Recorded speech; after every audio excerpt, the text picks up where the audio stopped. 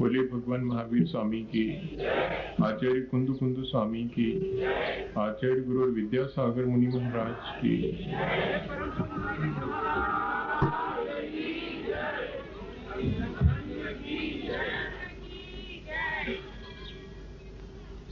पिछले दिनों से लगातार हम अपने जीवन के बाबत जानने की कोशिश कर रहे हैं।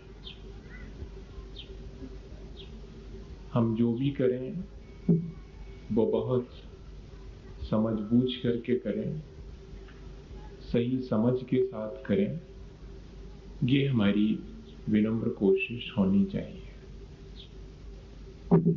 करना हमारी मजबूरी तो नहीं है, पर हमारी कमजोरी जरूर है।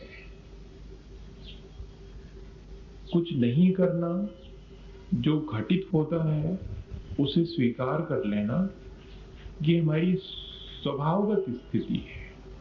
लेकिन क्या करें, हम सोचते हैं कि इस होने के लिए भी हमें बहुत कुछ करना पड़ेगा,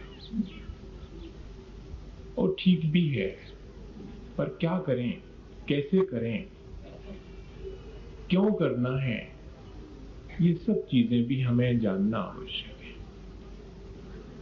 जो भी क्रियाएं हम अपने जीवन में, धार्मिक क्रियाएं विशेष रूप से करते हैं, उनके पीछे क्या लॉजिक है, क्या साइंस है, ये भी हमें जानना चाहिए। हम इन दिनों अगर देखा जाए तो एक धार्मिक निरक्षरता से गुजर रहे हैं। बहुत सारी चीजें ऐसी हैं जो हम करते तो हैं, लेकिन हम नहीं जानते कि हम क्यों करते हैं।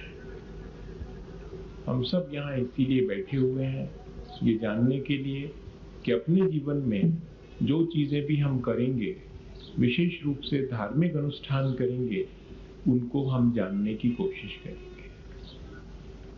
एक कोड लैंग्वेज होती है जिसमें कि चीजें बहुत छुपी हुई होती हैं, उन्हें समझना पड़ता है।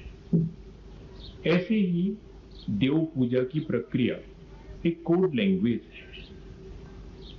कहां की जानी चाहिए, क्या घर में की जा सकती है या कि मंदिर में की जाएगी वो प्रोसीजर, या कि कहीं और संभव है? तो इस प्रश्न के जवाब में हमें देखना पड़ेगा कि अगर हम मंदिर में करते हैं तो उसमें कितना लाभ होता है, और वही प्रक्रिया अगर हम घर में करते हैं तो उससे क्या हानि होती है। हम आज समझेंगे कि मंदिर क्या चीज है, जहां बैठ करके और हम पूजा करते हैं, जहां बैठकर हम आराधना करते हैं। ये थोड़ी सी चीज आज अपन समझने की कोशिश करेंगे। पिछले दिनों हमने 2 प्रयोग समझे थे अपने जीवन के, बड़े आध्यात्मिक प्रयोग हैं, और वो हमारे अपने जीवन की प्रयोगशाला में ही घटित होंगे। वो है पूजा और अभिषेक।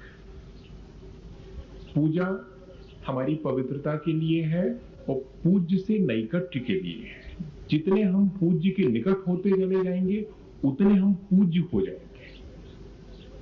इसलिए हमें उनसे निकटता लानी है। पूजा के क्षणों में हम उनके गुणों के निकट आते हैं, और अभिषेक के क्षणों में हम उनके शरीर के अत्यंत निकट आते हैं। अभिषेक की प्रक्रिया के पीछे क्या साइंस है, ये भी अपन समझ चुके हैं। और बड़ी से बड़ी चीज कि ये सारी क्रियाएं बहुत भावात्मक हैं, बहुत भावनात्मक हैं। इन दिनों अपन एक दौर से गुजर रहे हैं, वो बुद्धि का दौर है। पूरा यांत्रिक युग है, पूरा मैकेनाइज, पूरा कंप्यूटराइज्ड हो गया है सब कुछ। इवन कई बार ऐसे लगने लगता है कि जैसे पूजा को भी हमने कंप्यूटराइज कर दिया है। अभिषेक को भी कंप्यूटराइज करने जा रहे हैं हम ठीक 7 बजे घंटी बजाएंगे और सबको एकदम उपस्थित हो जाना चाहिए, क्योंकि अभिषेक एक ही बार होगा, दूसरी बार नहीं हो सकता। बिल्कुल कंप्यूटराइज, जैसे कंप्यूटर में फीड हो, आपका मन बने चाहे नहीं बने, आप जलधारा शुरू कर दो। ऐसा हम करने जा रहे हैं। इससे पहले कि हम इतने यांत्रिक हों, हमें समझ लेना चाहिए कि इससे कोई बेनिफिट हो रहा है या कि हम सिर्फ एक प्रोसीजर दोहरा रहे हैं। पूजा और अभिषेक बहुत भावनात्मक प्रक्रियाएं हैं, इनको यांत्रिक मत बनाइए। खुद भी आप यांत्रिक मत होइए। आप अपनी जीवंतता बनाए रखें। वो तभी संभव होगी जब इसके पीछे का आप साइंस समझेंगे, इसके पीछे का आर्ट समझेंगे। आर्ट है भी साइंस और साइंस है भी आर्ट। विज्ञान की भी एक कला है और कला का भी एक विज्ञान है। लेकिन दोनों चीजें हमारे मंदिर में हैं। मंदिर का अपना एक आर्ट है, मंदिर का अपना एक साइंस है। अगर अपन गौर से देखेंगे कि मंदिर क्यों बनाए गए, मंदिर एक तरह के रिसेप्टिव इंस्ट्रूमेंट्स हैं, जहां की बैठ करके और हम भगवान से संपर्क जोड़ते हैं। जैसे रेडियो वेव्स हैं और आपके पास कोई संयोजना ना हो, रेडियो संयोजित करना पड़ेगा। माइक्रोवेव्स हैं तो आपको रेडियो को माइक्रोवेव्स पे संयोजित करना पड़ेगा, तब वो रेडियो का जो सिस्टम है उन माइक्रोवेव्स को पकड़ पाएगा। इसी तरह आपको एक संयोजना करनी पड़ेगी। आपको डिवोशनल एटीट्यूड बनाना पड़ेगा, रिसेप्टिव होना पड़ेगा और फिर उस जगह जहां की रिसेप्टिविटी बहुत ज्यादा है वहां आपको एंटर करना पड़ेगा। मंदिर की बड़ी से बड़ी इंपॉर्टेंस अगर है तो वो ये है कि रिसेप्टिव इंस्ट्रूमेंट्स हैं, जहां हम अपनी रिसेप्टिविटी बढ़ाते हैं, जहां हम अपनी ग्राहकता बढ़ाते हैं, जहां हम अपने को खाली छोड़ देते हैं और देखते हैं कि क्या बरस रहा है हमारे ऊपर, क्या यहां प्रकट हो सकता है। बहुत मुश्किल में डाल रहा हूं आपको। मुझे लग रहा है कि ऐसा तो नहीं कि मैं कठिन चीज बता रहा हूं। अगर आपको लगे कि कठिन है तो मैं कहानी सुना सकता हूं। कहानी बहुत सरल होती है, लेकिन कुछ चीजें ऐसी हैं जो हमें समझ लेनी चाहिए, जिनका समझना बहुत आवश्यक है। हम चले जाते हैं और हम आज मंदिर बना रहे हैं कि बिल्डिंग बना रहे हैं, ये भी हमें समझ लेना चाहिए। क्यों हम उससे लाभ नहीं ले पा रहे हैं? मंदिर का वास्तु बिल्कुल अलग है। मंदिर एक एनर्जी की रिसोर्स है, जिनमें की ऊर्जा संग्रहित होती है और जो व्यक्ति जाता है रिसेप्टिव होकर के, उस व्यक्ति को ऊर्जा अपने आप मिलना शुरू हो जाती है। हम इसका लाभ लें। गर्भगृह हमारे आज चौपट हो गए हैं, हमने उनको ओपन कर दिया है एकदम।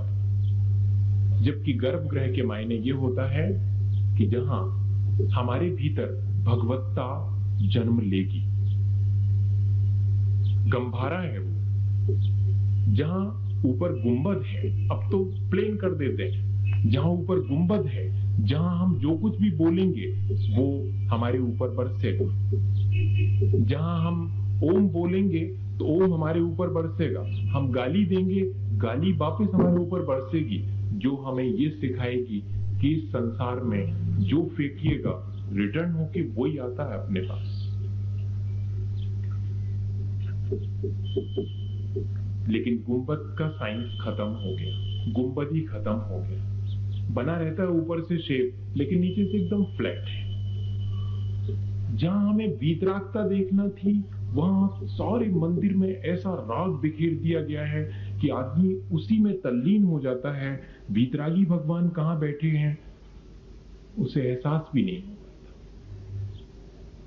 मंदिर की एक एक चीज वीतरागता दे, ये हमारी अपनी पहली शर्त है मंदिर की। इसलिए तो मंदिर की इंपॉर्टेंस है। उसकी संयोजना, उसका जो कहना चाहिए वास्तु है, वो इस तरह से किया जाता है कि हर चीज वहां पर फोनेटिक हो जाए। हम लोग लिंग्विस्टिक को उतना महत्व नहीं देते, हम लोग भाषागत लोग नहीं हैं, हम लोग ध्वनि के प्रयोग करने वाले लोग हैं। इसलिए हमने मंदिर बनाए हैं जहां हम ध्वनि करेंगे और ध्वनि पूरे में भर करके एनर्जी में कन्वर्ट होगी और हमें चार्ज कर देगी।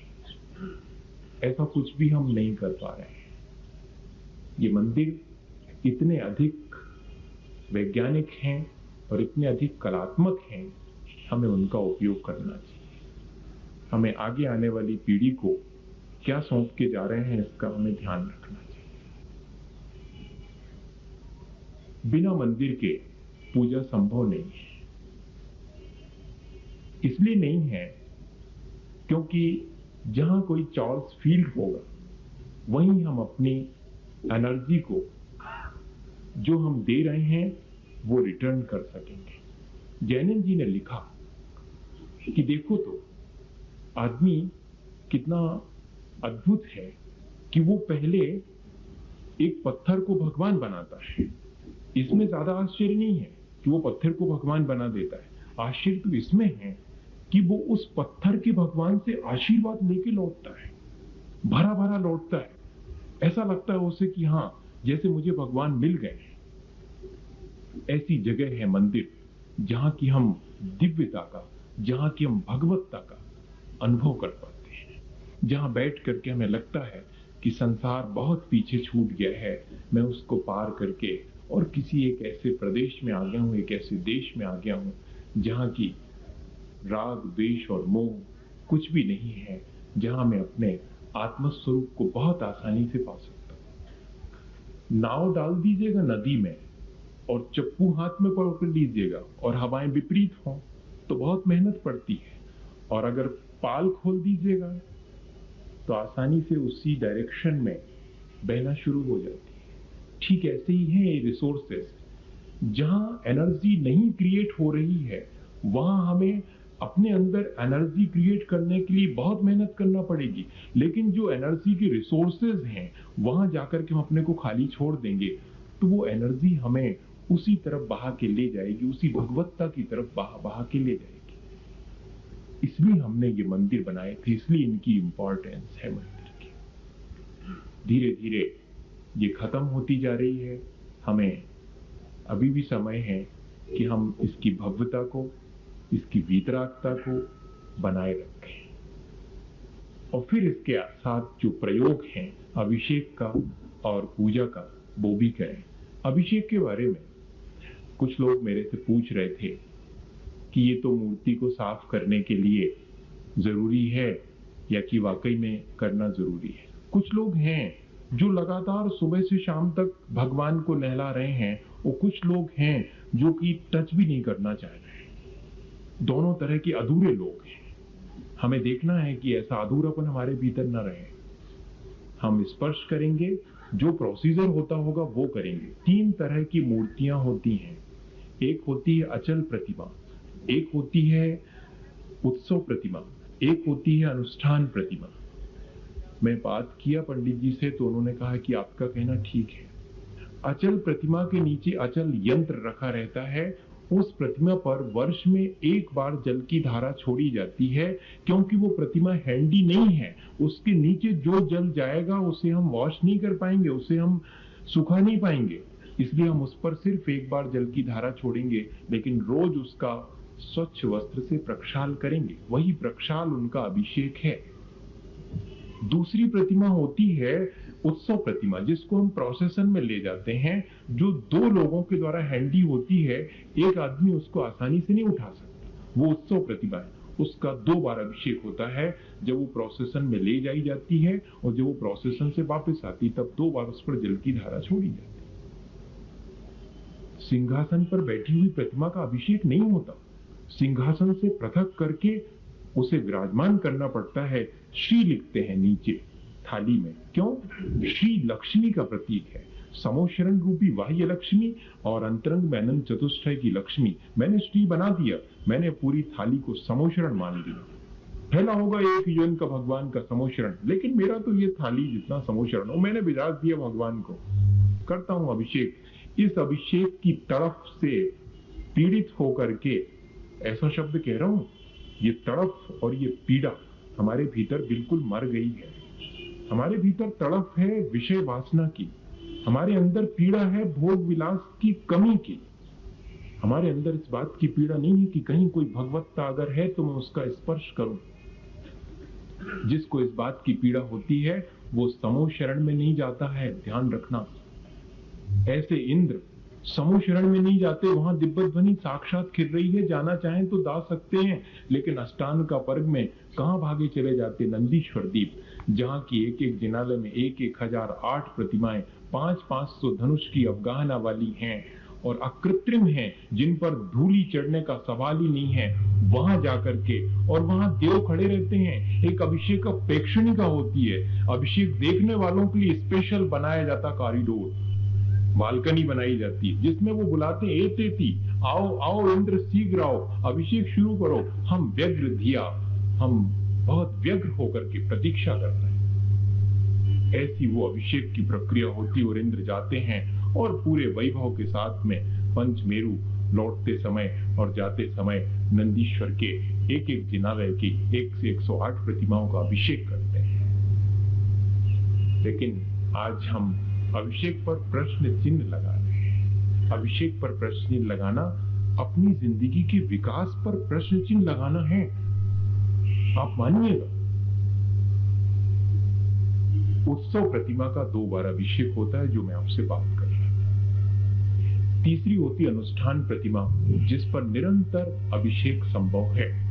अनुष्ठान प्रतिमा हमेशा 1 फीट से छोटी, 11 इंच तक की हैंडी है, हम इजीली उसे उठा सकते हैं, रख सकते हैं, उस पर मंत्र के साथ जल की धारा छोड़ करके अपनी पूजा से पहले इस प्रोसीजर को कंप्लीट कर सकते हैं। किसी को कोई परेशानी नहीं होनी चाहिए। आप अपनी पूजा कर रहे हैं, अचल प्रतिमा है, उत्सव प्रतिमा है, सब रखी हुई हैं, आप भव्यता के साथ उनकी पूजा करिए। जो व्यक्ति अनुष्ठान प्रतिमा साइड में रख के अपना अनुष्ठान कर रहा है, प्लीज उसको मत देखिएगा, आप बिल्कुल उससे परेशान मत हुई, डिस्टर्ब मत हुई। बहुत इजी प्रोसीजर। और कभी भी ध्यान रखें, अभिषेक के दौरान भगवान के ऊपर यहाँ वस्त्र न रखें, नीचे वस्त्र न लगे, नहीं तो वो अभिषेक का मंत्र समाप्त हो जाए। हम बीतरागी का अभिषेक कर रहे हैं या कि उसके साथ वस्त्र अटैच करके उसका अभिषेक कर रहे हैं। एक माला, एक धागा डाल देने के बाद तो वो प्रतिमा लांग गए थे अकलंक स्वामी, और हम पूरा का पूरा वस्त्र यहाँ रख रहे हैं ताकि नीचे ना जाए, पर हम अभिषेक जरूरी है करना। उस प्रतिमा का क्यों कर रहे हैं जिसको कि हम प्रमार्जित नहीं कर सकते? प्रमार्जन का मंत्र कैसे बोलेंगे? ऐसी इस प्रक्रिया को अगर ठीक ठीक ढंग से करें तो इसका लाभ होगा।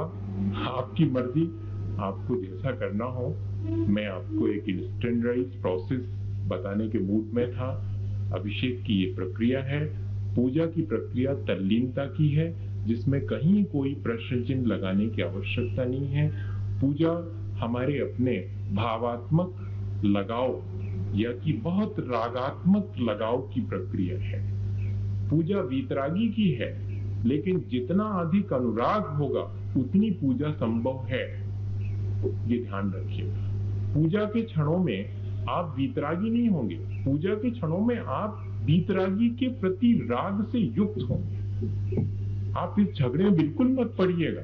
क्या वीतरागी होकर के करेंगे और आप मैं शुद्ध हूं, मैं बुद्ध हूं, इस तरह का भगवान के सामने कोई नाटक करेंगे? ऐसा नाटक मत करिए भगवान के सामने कि मैं शुद्ध हूं, मैं बुद्ध हूं। मेरे अंदर कैपेसिटी है शुद्ध और बुद्ध बनने की, होगी आपके पास, घर बैठो कर लेना वहीं पर, अगर है तो आपके पास। काय को आए आप यहाँ पर मंदिर में? मंदिर में आप इसलिए आए हैं कि हम उस शुद्ध बुद्ध स्वरूप जो सामने दिखाई पड़ रहा है उसमें अनुरक्त हो सके।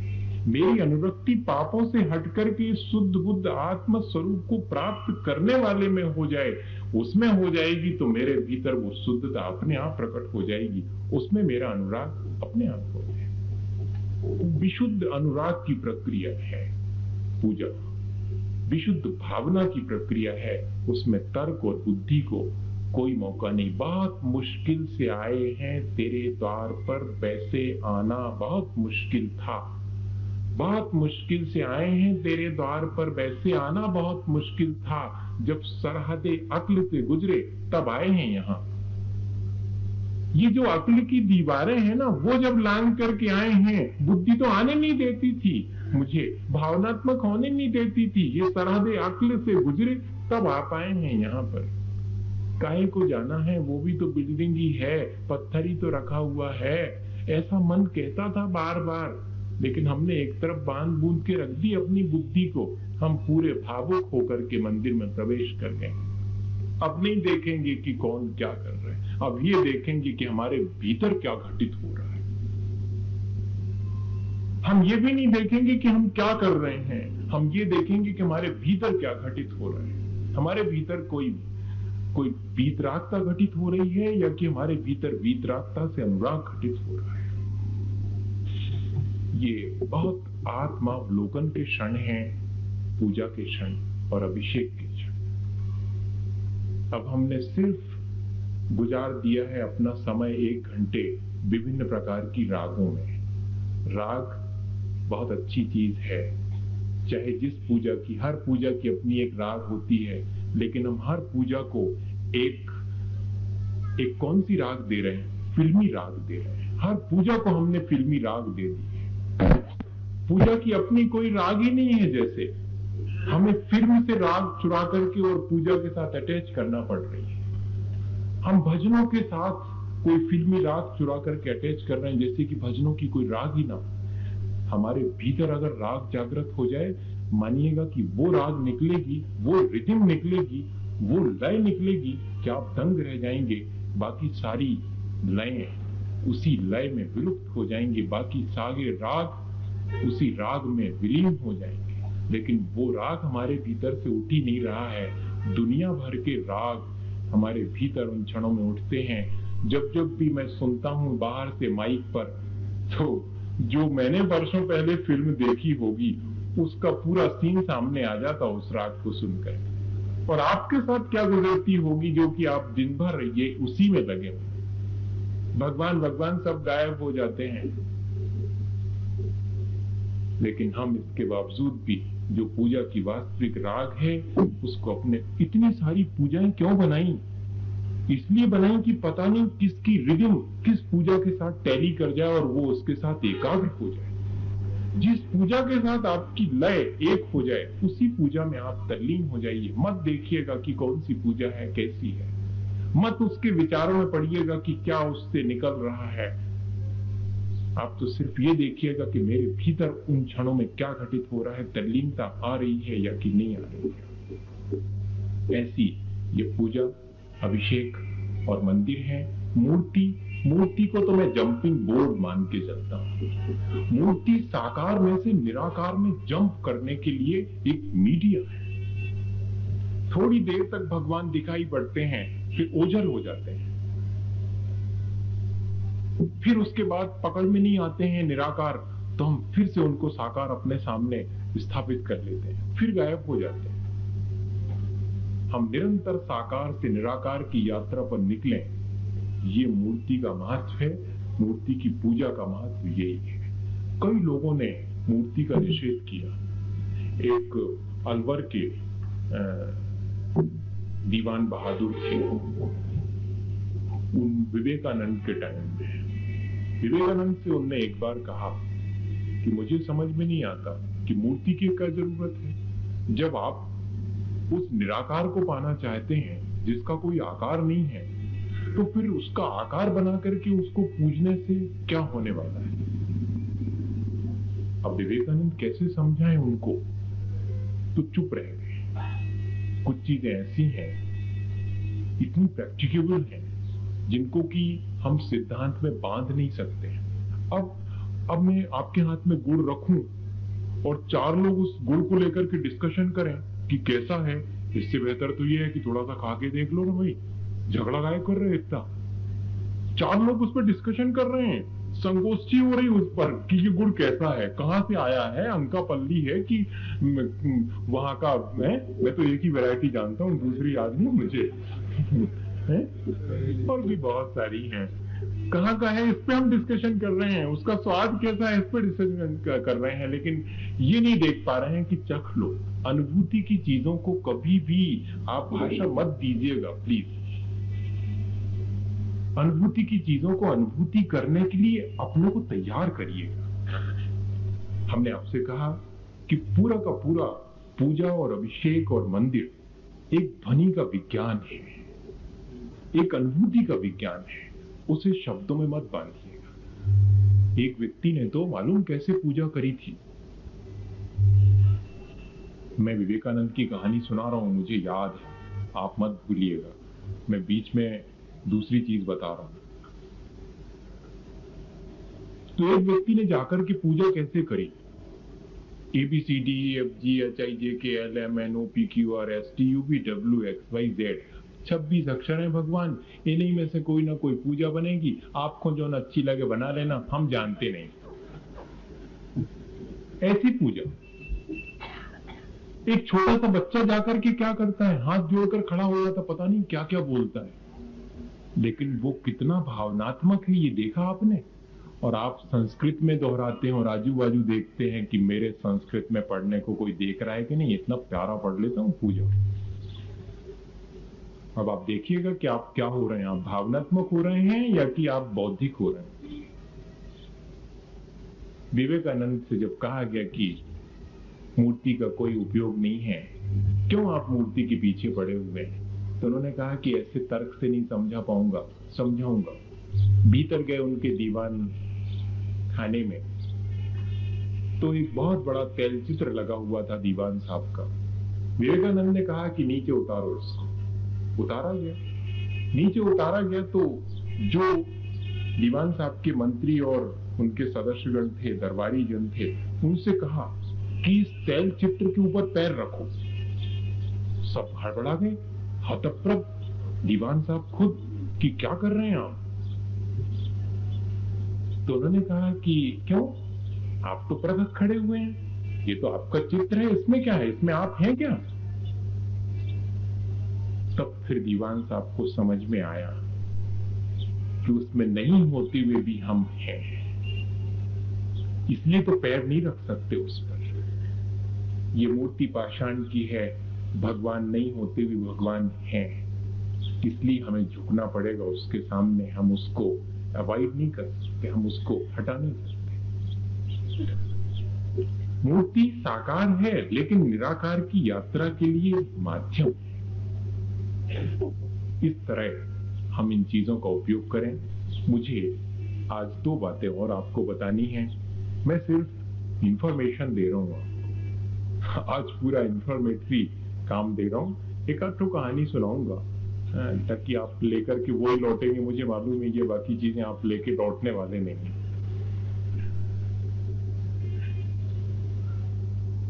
वो ये है कि हम कैसे करें भगवान की अर्चना, कैसे करें पूजा, दर्शन कैसे करें। क्योंकि लिखा हुआ है कि कुछ ऐसे कर्म हैं जो कि हमारे साथ बंध जाते हैं और वे भगवान के दर्शन से ही क्षय को प्राप्त होते हैं, बाकी उन पर हमारा वश नहीं चलता। निधत्ती निकाचित कर्म होते हैं, वो कोई कर्म प्रकृति अलग से नहीं है। जितनी 120 बंधने वाली कर्म प्रकृतियां हैं उन्हीं में निधत्ती निकाचित पना पड़ जाता है। और फिर निधत्ती पना वो है जिसका कि हम उत्कर्षण अपकर्षण नहीं कर सकते, संक्रमण कर सकते, पर निकाचित पना ये है कि हम उसका संक्रमण भी नहीं, ट्रांसफॉर्म भी नहीं कर सकते। हमको एज इट इज जैसी बांधी है वैसी भोगना पड़ेगी। उन प्रकृतियों को भी क्षय कर सकता है। जिनेंद्र भगवान का दर्शन इतना इंपॉर्टेंट है। माँ बचपन में कहा करती थी कि जाओ दर्शन करके आओ तब खाना मिलेगा, और हम बेईमानी कर जाते थे, 20 से लौट के आ जाते थे। तो फिर उसको कहना पड़ा कि चंदन लगा के आओ तब फिर हम देंगे। तो वो इंडिकेशन है कि आप गए हैं मंदिर। ऐसा क्यों करना पड़ा? इसलिए करना पड़ा कि पता नहीं किसी दिन माथा टेकते टेकते और दर्शन हो जाए। पता नहीं किस दिन हाथ जुड़े और हम सच्ची में भगवान से जुड़ जाएं। इतना इंपॉर्टेंस दर्शन का है। कैसे करें? तो कहते हैं कि जैसे ही मंदिर में प्रवेश करें, दाहिना पैर निश्चंक होकर के आगे बढ़ाएं और 3 बार जय जय जय कहें। इतने जोर से नहीं कहें कि दूसरे को डिस्टर्ब हो, अपने भीतर कहें जय जय जय। वो जय किसके लिए है? जिन्होंने अपने को जीत लिया है उनकी जय जयकार कर रहा हूं, और अपने भीतर राग द्वेष और मोह की इस त्रयी को ललकार रहा हूं कि आए तो मेरे सामने, मैं इसको जीत के रहूंगा आज। इसलिए 3 बार जय जय जय बोल करके प्रवेश करते हैं। निस्सही निस्सही निस्सही भी बोलते हैं। निशब्दिका का अर्थ होता है पुण्य स्थल। मैं पुण्य स्थल में प्रवेश करता हूं, पाप को छोड़ता हूं। या कि मैं इंडिकेशन दे रहा हूं, मैं सूचना दे रहा हूं अपने प्रवेश की। जो अदृश्य हैं, जो दिखाई नहीं पड़ते हैं, अगर उन्हें मेरे प्रवेश से कोई कष्ट हो तो कृपया वे क्षमा करें, मुझे रास्ता दे, मैं प्रवेश कर रहा हूं, अपने आत्मदर्शन के लिए प्रवेश कर रहा हूं। ऐसा प्रवेश करके जैसे ही कहते हैं कि भगवान सम्मुख दिखाई पड़े और हम माथा धरती में टेकते हैं, कुछ नहीं करना है। उस समय अपना अहंकार तोड़ करके और सीधे भगवान के चरणों में पहला प्रणाम निवेदित करना है। ये पहला प्रणाम है अहंकार को तोड़ने का। उसके बाद भी माथा उठा करके देखेंगे, एक बार जी भर के देख तो लें इस वीतरागता को। ना वहां सर्वज्ञता दिखाई पड़नी है, ना वहां हितोपदेश दिखाई पड़ना है। कुछ नहीं बोल रहे हैं वो, और क्या पता सब जानते हैं कि नहीं, पर वीतरागी है। सिर्फ वीतरागता देखनी है, और वीतरागता का दर्शन जैसे ही हो तो आपके मन में जो विचार आए, जैसी भक्ति, मैं तो बहुत छोटी सी भक्ति जानता हूं और लोगों से भी कहता हूं कि बस इतना ही भी कर लो तो भी पर्याप्त है। भगवान के सामने हाथ जोड़ के इतना ही कहें कि भगवान आप सब कुछ और हम ना कुछ, मगर बनने आए हैं हम आपके जैसे ही सब कुछ। इतना ही पर्याप्त है। हो गई पूजा आपकी, हो गई भक्ति। मैं ये नहीं कह रहा हूं कि और कुछ मत करिए, मैं ये कह रहा हूं कि इतना तो कम से कम करिए। पर ये ना हो और सब कुछ बहुत सारा हो तो भी क्या काम का। इतना डिवोशन कि मैं कुछ भी नहीं हूं इन क्षणों में, प्रभु पतित पावन मैं अपावन। इसलिए तो चरण आयो शरण जी, इसलिए तो आया हूं। और मैं पावन ही होता तो घर बैठता आराम से, काहे को आपके पास। मैं अपावन हूं, लेकिन मैं जानता हूं कि आपकी पावनता मुझे अपावन नहीं रहने देगी। मैं पावन हुए बिना नहीं रहूंगा, वो मेरी मजबूरी है। वो स्वतंत्रता मेरा जन्म सिद्ध अधिकार है। मैं स्वतंत्र होकर के यहां से लौटूंगा। मैं सारी परतंत्रताओं को, मैं सारी गाफिलताओं को, सारे भ्रमों को तोड़ के यहां से जाऊं। इतना बड़ा हमारे भीतर आत्मविश्वास उन क्षणों में होना चाहिए, और हमसे जो बने, जैसी स्तुति बने, जैसी विनती बने, हम कर लें और फिर प्रणाम करें। दूसरा प्रणाम, विनती करने के बाद किसी की भी विनती तब की जाती है जब उसे हम अपने से ज्यादा सुपीरियर मानते हैं, वरना तो अपनी ही आत्म प्रशंसा करने का मन होता है। किसी दूसरे की प्रशंसा करना और बहुत मुश्किल है। तो हम इन क्षणों में प्रशंसा से भरे हैं भगवान की, और फिर दूसरा प्रणाम करते हैं। अब हमारा अहंकार पूरी तरह टूट गया है। फिर हम खड़े हों, अभी मेरापन बचा हुआ है, मैं अपने साथ बहुत सारी चीजें लेके आया हूं और ये मान रहा हूं कि ये मेरी हैं, मैं सब चढ़ाता हूं, मेरा कुछ भी नहीं है। दोनों हाथ में जो कुछ भी था मैंने सब चढ़ा दिया, पूरा अपने को चढ़ा दिया। जो मेरा था उसको भी, मैं और मेरे दोनों को मैंने भगवान के चरणों में अर्पित कर दिया, और दोनों हाथ खाली करके वहीं नीचे छोड़ दिए हैं।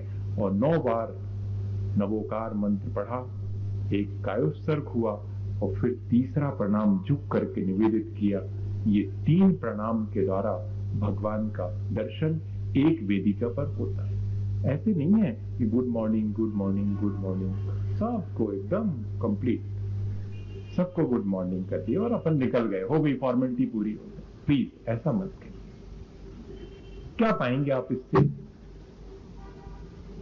हमें जो प्रक्रिया है उस पर भी ध्यान दे करके, और 3 प्रणाम बड़े शांतिपूर्वक, नहीं है हमारे पास समय तो कम से कम प्रथम वेदिका पर हम 3 प्रणाम निवेदित करें। उसके बाद प्रत्येक वेदिका पर एक एक प्रणाम जरूर पूरी श्रद्धा के साथ निवेदित करें। हो सके तो 3 प्रदक्षिणा भी दें। निस्संगो हम, मैं निस्संग होकर के 3 प्रदक्षिणा दे करके आपके चरणों में बैठा हूं। दुनिया भर का चक्कर लगाते लगाते मैं थक गया हूं, दुनिया का चक्कर तोड़ना चाहता हूं, इसलिए आपके 3 चक्कर डाल रहा हूं, मन से भी, वचन से भी और शरीर से। आप 3 लोक के नाथ हैं, आपने ये पद रत्नत्रय को धारण करके पाया है, इसलिए आपकी 3 प्रदक्षिणा दे करके मैं संसार का चक्कर तोड़ना चाहता हूं। बहुत भटक चुका हूं, बहुत घूम करके आया हूं, और 3 प्रदक्षिणा दे करके और आपके चरणों में बैठता हूं।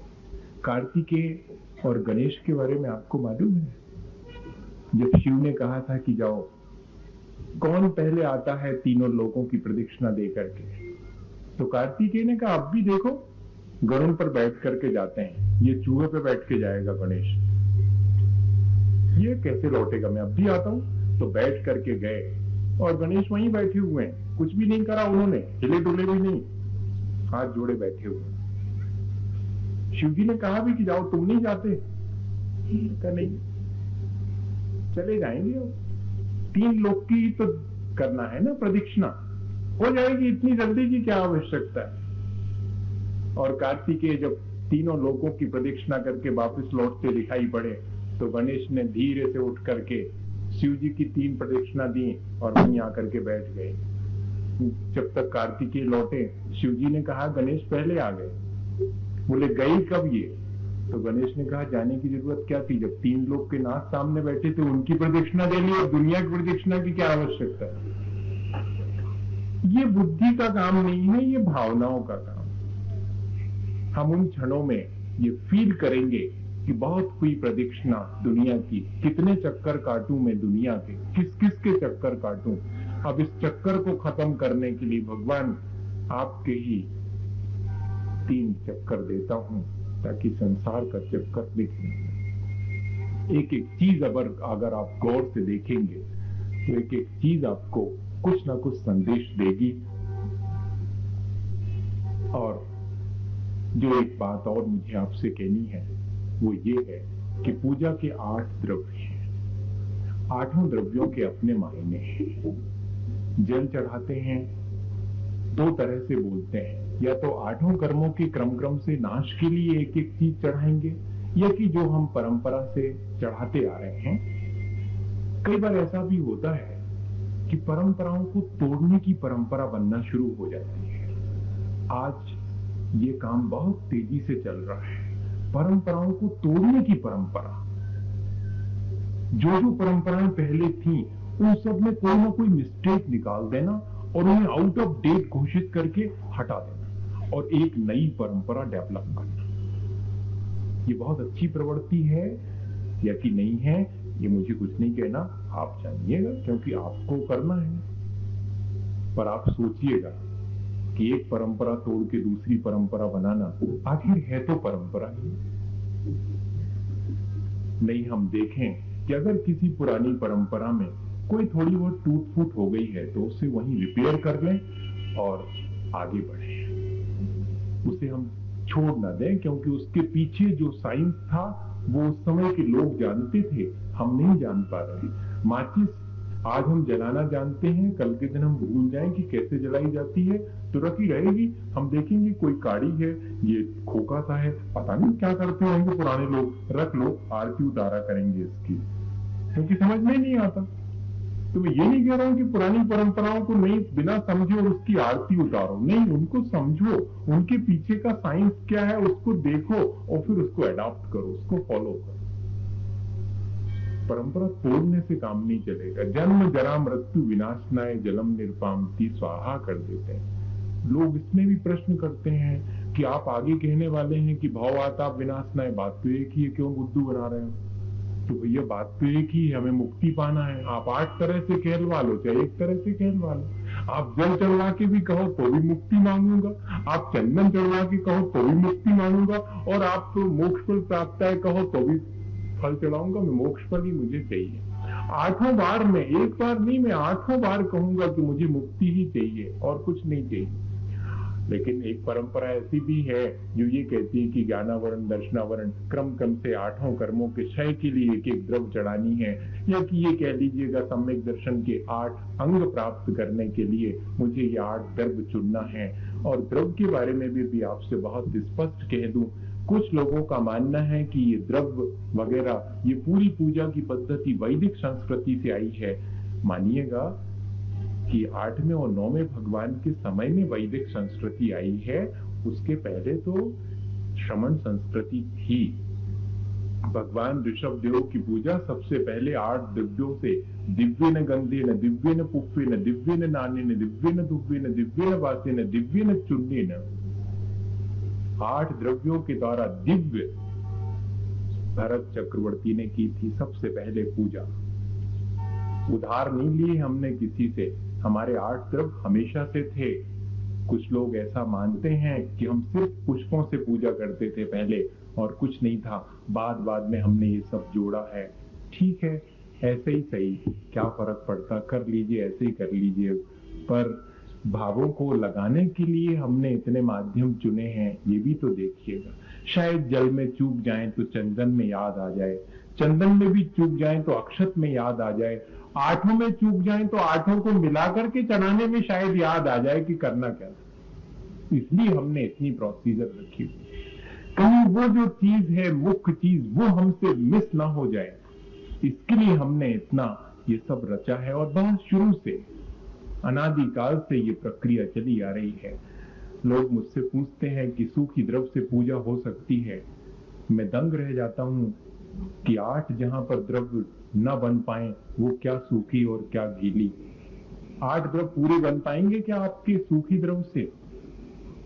कैसे बनेंगे? जल चंदन के बिना आप कैसे पूजा शुरू कर देंगे? पुष्प कहां से बनाएंगे आप? दीप कहां से बनाएंगे आप? क्योंकि आपको वैसा दीपक तो चढ़ाना नहीं है, क्योंकि उसमें हिंसा हो जाएगी। धूप तो आप खे नहीं सकते, क्योंकि उसमें हिंसा हो जाएगी। भले ही घर में हमने टनों लकड़ी जलाई हो और मनो गैस जलाई हो, इससे कोई फर्क नहीं। मंदिर में जरा सावधान रहना है ना, मेरे ख्याल से। नहीं, मैं भी मानता हूं इस चीज को कि अहिंसक होना चाहिए, लेकिन ध्यान रखना चाहिए कि हम हिंसा को मिनिमाइज कर सकते हैं, हिंसा को अपने जीवन से हटा नहीं सकते। जब तक कि हम राग द्वेष से युक्त हैं, तब तक निरंतर हिंसा होगी।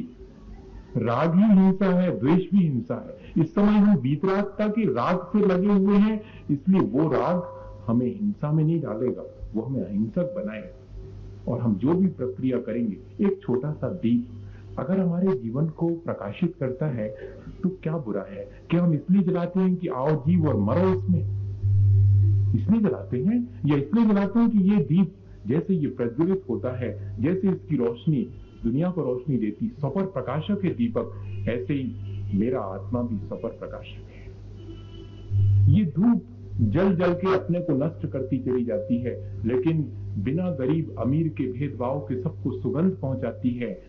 ऐसे ही जिस क्षण मेरे अंदर 8 कर्म जल करके नष्ट हो जाएंगे, मेरी आत्मा की सुगंध फूटना शुरू हो जाएगी। ऐसी कोई कल्पना हमारे जीवन में हम नहीं कर पाते हैं, करनी चाहिए। आपका समय में पूरा हो गया लगभग। एक बहुत छोटी सी घटना आपको सुनाऊं, कहीं ऐसा ना हो कि हम सारी क्रियाएं करते हुए भी उनके पीछे जो संदेश था उसको भूलते चले जाएं।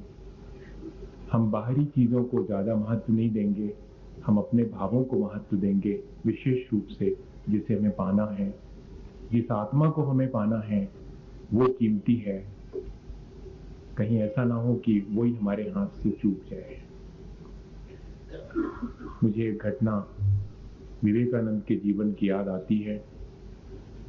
जब वो 12 वर्ष के थे, मेला देखने गए थे और मेले में उन्होंने मिट्टी के खिलौने खरीदे थे और गोदी में मिट्टी के खिलौने लेकर के घर वापस लौटते थे कि रास्ते में अचानक एक बहुत तेजी से दौड़ते हुए तांगे के नीचे एक छोटे से बालक को आते देखा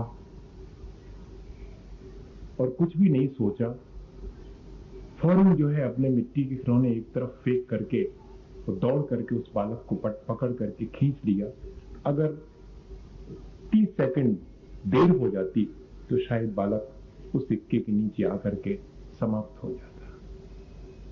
जिनका वो बालक था, वे भी हक्के बक्के खड़े माता पिता देखते रह गए और इन्होंने उसे बचा लिया। और जब देखा कि वे खिलौने, वे तो मिट्टी के थे, वे टूट गए हैं, तो टूटे हुए खिलौने समेट करके चुपचाप सिर नीचा किए घर की तरफ लौट चले। दोनों माता पिता अपने बेटे को गोद से लगाए, उनके पीछे पीछे चले कि पूछें तो कि ये बेटा किसका है, इसने इस छोटे से बेटे को बचा लिया। घर पहुंचे तो विवेकानंद तो सीधे जाकर के अपने घर में अंदर चले गए। माँ ने पूछा भी कि क्यों रे, गिर गया क्या कहीं पर, तेरे सारे खिलौने टूट गए? तो कुछ नहीं बोले। क्या कहे माँ से, झूठ बोल नहीं सकते और सच्ची बात बताने में शर्म आती है। उपकार किया तो है, लेकिन बताने में शर्म आती है। देखो तो उपकार करने वालों का उपकार तो देखो। तो नहीं बताया, चुप रह गए, भीतर चले गए।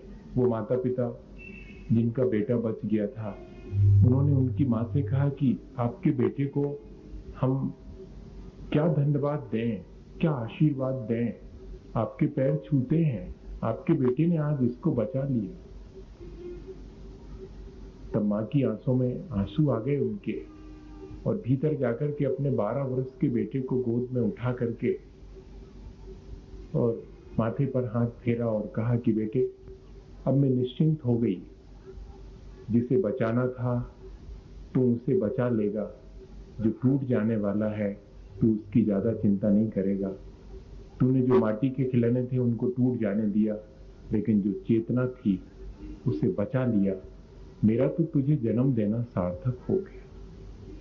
काश हमारा भी जन्म लेना सार्थक हो जाता, बशर्ते अगर हम ये ध्यान रखते कि बचाना क्या है, चेतना बचानी है या कि ये सारी चीजें जो बाहर दिखाई दे रही हैं वो बचानी है।